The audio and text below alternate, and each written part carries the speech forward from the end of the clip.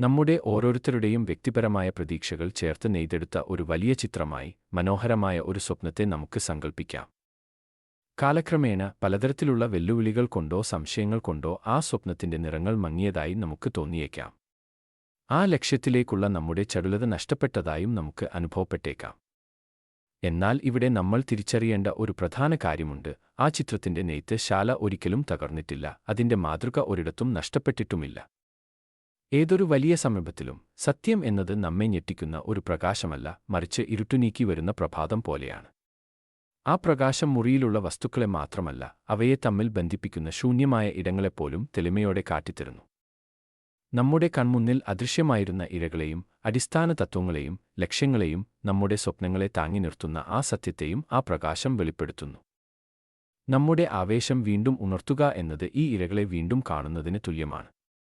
കഴിഞ്ഞ കാലം മുതൽ വർത്തമാനകാലം വരെയും അവിടെ നിന്ന് ഭാവിയിലേക്കും ഇവ എങ്ങനെ സഞ്ചരിക്കുന്നു എന്ന് നമ്മൾ മനസ്സിലാക്കണം.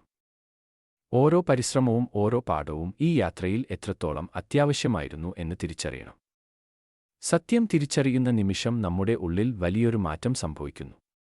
അത് വെറുമൊരു പ്രതീക്ഷയല്ല, മറിച്ച് ഉറച്ച ബോധ്യമായി മാറുന്നു. ആവേശം എന്നത് വെറുമൊരു സ്വർണ്ണത്തിളക്കം മാത്രമല്ല, അത് അറിവിൽ നിന്ന് ജ്വലിക്കുന്ന ഒരു കനലായി മാറുന്നു.